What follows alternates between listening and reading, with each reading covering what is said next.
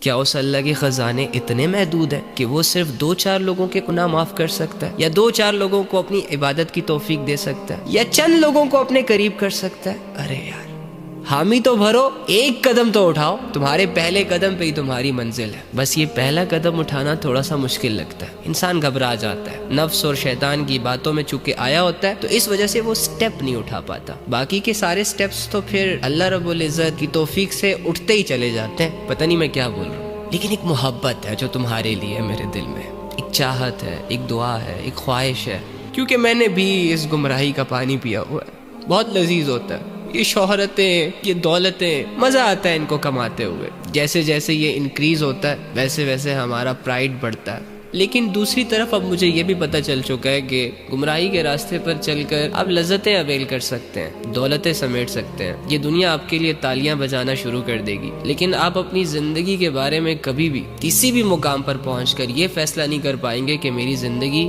Successful ہے۔ آپ کی ہر رات آپ کو ڈرائے گی، آپ کا ہر دن آپ کو مزید غمزدہ کرتا چلا جائے گا۔ تو اللہ کا ہونا تمہاری زندگی میں بہت ضروری ہے تمہارے لیے، کیونکہ اللہ کے بغیر ہماری کوئی حقیقت نہیں ہے، اللہ کے بغیر ہم کچھ بھی نہیں ہیں۔ دولتیں، شہرتیں، گاڑیاں، بنگلے، لوگوں کا ہجوم، فرینڈ سرکل انسان کی اصلیت کو بدل نہیں سکتے۔ انسان بھلے اپنے آپ کو کچھ بھی سمجھنا شروع کر دے، لیکن انسان انسان ہی رہتا ہے۔ لہٰذا اگر کسی کو بہت شوق ہو اپنے آپ کو کچھ بنانے کا تو وہ سمپلی اپنے اللہ کے ساتھ اپنے آپ کو جوڑ لے۔ خود کے فیصلے خود کرنے سے بہتر ہے کہ ہر چیز اللہ پہ چھوڑ دی جائے۔ وہ ایسا بیسٹ پلانر ہے نا کہ ایک دفعہ جب اس کے ساتھ کوئی کنیکٹ ہو جاتا ہے نا تو اس کے بعد جا کے انسان کو اپنی زندگی قیمتی لگتی ہے۔ تو یہ بغاوتیں، یہ گمراہی کے سفر، یہ لذتوں کے پیچھے پاگلوں کی طرح بھاگنا اور اس طرح کی عجیب عجیب کیفیتوں میں اپنی زندگیوں کو گزارنا بند کریں۔ کچھ ہاتھ نہیں آئے گا۔ لاکھوں، کروڑوں، اربوں لوگ چلے گئے ہیں اس دنیا سے جو آپ سے گناہوں میں کئی ہاتھ آگے تھے۔ لذتوں نے ان کو چاروں طرف سے گھیرا ہوا تھا۔ اللہ کی بغاوت ان کے اندر کوٹ کوٹ کے بھری ہوئی تھی۔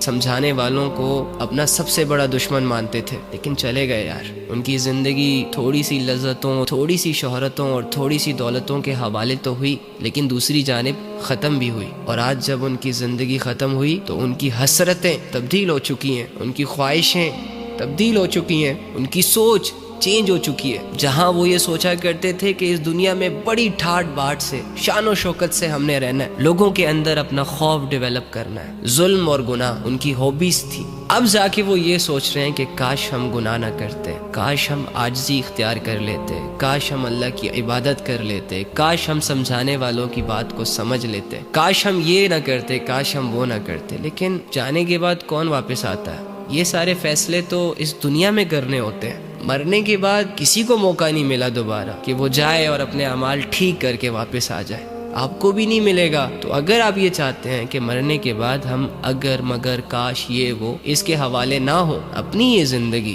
سوچ سمجھ کر گزاریں۔